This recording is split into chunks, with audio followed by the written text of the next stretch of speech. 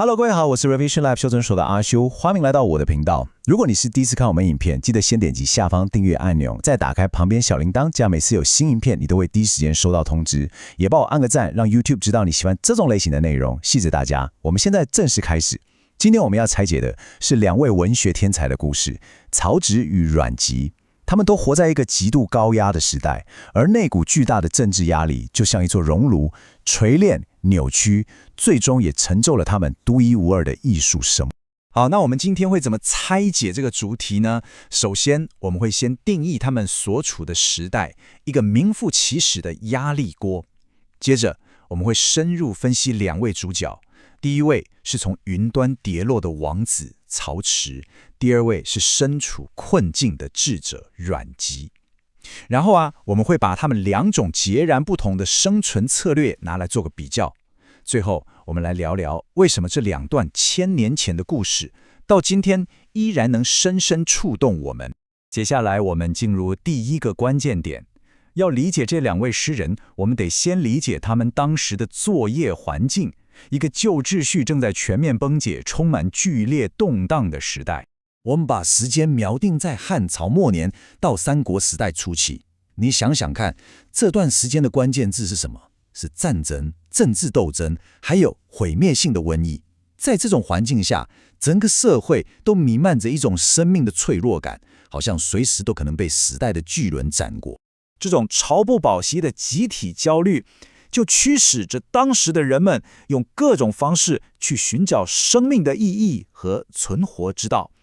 有些人跑去煉丹，想追求永生；有些人想在亂世中建功立業。當然，也有些人選擇活在當下，及時行樂。好，背景講完了，我們來看第一個案例，曹植。他的人生非常戲劇性，可以說是被一個關鍵的時間點直接切分成了完全不同的上半場。如果你正在聽，這一部分非常值得你筆記。這個關鍵的轉捩點就是西元220年，他的哥哥曹丕登基稱帝。你可以想象，曹子的身份在一夜之間從一個意氣風發、眾星拱月的王子，變成了一個動輒得咎、活在猜忌底下的臣子。他的人生賽道可以說是瞬間被切換了。在他早期的作品裡，你完全可以聽見一個貴族公子的聲音。他的詩充滿了各種生動的畫面，像是奢華的宴會、昂貴的娛樂，還有當時上流社會那種鮮活、充滿生命力的場景。0這個數字是什麼意思呢？這是當時曹植認為死於致命瘟疫的富貴人家數量。這個觀點完美地暴露出他在王子時期那種與現實脫節的視角。在他的世界裡，瘟疫好像是窮人才會得的病，他完全沒有意識到災難的平等性。這一點是他早期心理狀態一個非常重要的注腳。然而，西元2020年之後，一切都變了，他的語氣徹底轉變。這段詩就非常精彩地呈現了他新的處境。他把自己比喻成一個被丈夫拋棄的妻子，用這種方式來表達他跟皇帝哥哥之間那種疏遠、冰冷而且無法靠近的悲傷。活在持續的猜忌底下，他當然不可能直接寫詩抱怨皇帝，所以他開創了一種政治寓言的風格。白話一點說，就是一種加密通訊。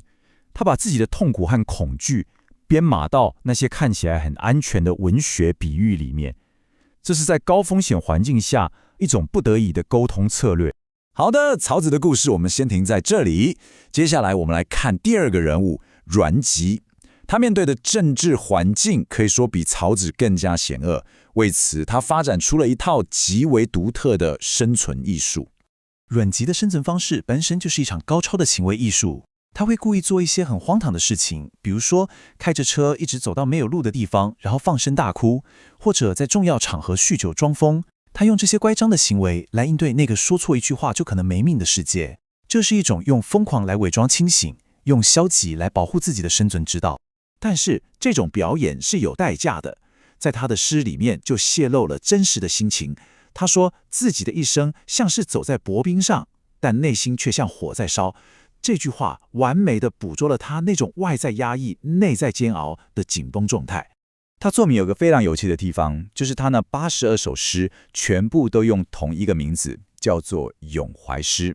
這不是偷懶，這是一種刻意的選擇。它不像曹植那樣去講一個具體的故事，它描繪的更像是一個靈魂在沒有出口的世界裡不斷徘徊掙扎的心理地圖。